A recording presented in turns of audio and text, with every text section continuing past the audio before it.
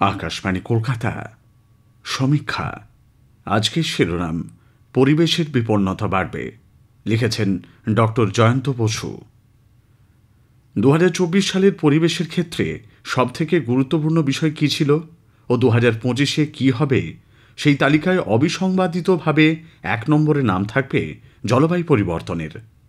কেননা আগামী শতাব্দীতে পৃথিবী আদৌ বাসযোগ্য থাকবে কিনা তা নির্ভর করছে এর ওপর।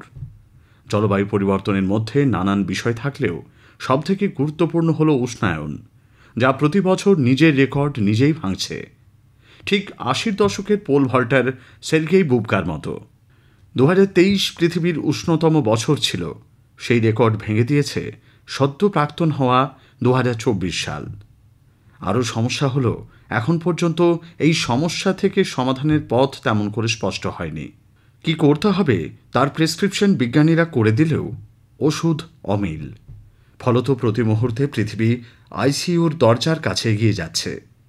বিজ্ঞানীরা স্পষ্ট জানাচ্ছেন যে 2030 সাল অর্থাৎ আর মাত্র 5 বছরের মধ্যে উষ্ণতা সৃষ্টিকারী গ্রিনহাউস গ্যাসের নিঃসরণ 2019-এর তুলনায় প্রায় 43% কমাতে না পারলে শিওরে সমন, আক্ষরিক অর্থেই।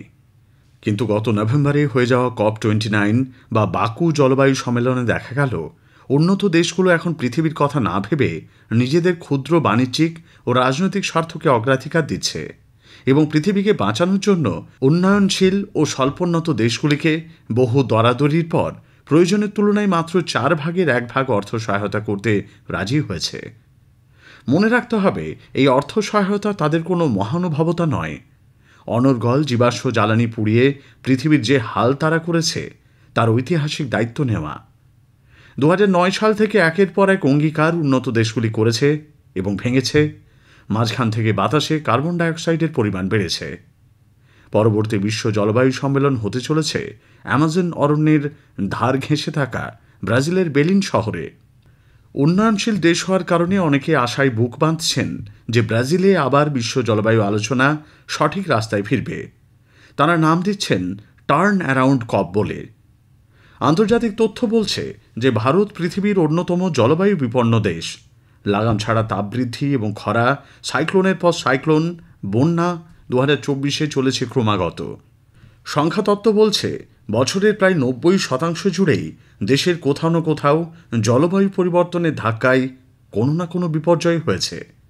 2025-এ এই প্রবণতা খারাপ বই ভালো হবে না। পশ্চিমবঙ্গের অবস্থাও তথৈবচ। একদিকে হিমালয় এবং অন্যদিকে বঙ্গোপসাগর থাকার কারণে এমনিতেই এই রাজ্য বিপর্যয় প্রবণ। শাকের উপর আটির বোঝার মতন তার উপর চেপে বসেছে জলবায়ু পরিবর্তন। তালিকায় জলবায়ু পরিবর্তনের কাছেই রয়েছে বায়ু দূষণ। ভারতীয় উপমহাদেশ বায়ু দূষণে পৃথিবীর রাজধানী। ভারতের দূষণের পরিস্থিতি বাংলাদেশ ও পাকিস্তানের তুলনায় কিছুটা ভালো হলেও তা বেশ আশঙ্কাজনক। দিল্লি সহ দেশের অনেকগুলি শহরই দূষণে নাজেহাল। কলকাতাও ব্যতিক্রম নয়। 2025 সালে যানবাহন, শিল্প, নির্মাণ, আবর্জনা পোড়ানোর মতো বিষয়কে দ্রুত নিয়ন্ত্রণ করতে না পারলে সমস্যা বাড়বে বই কমবে না।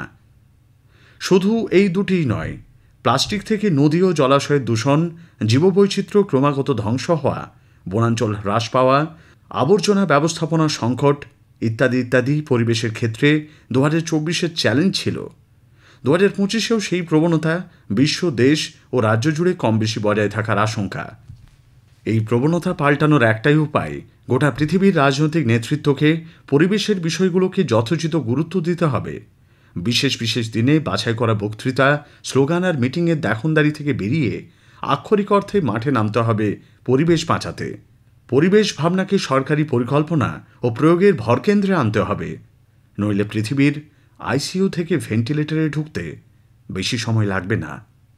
সমীক্ষা শেষ হলো। এটি লিখেছেন ডক্টর জয়ন্ত বসু।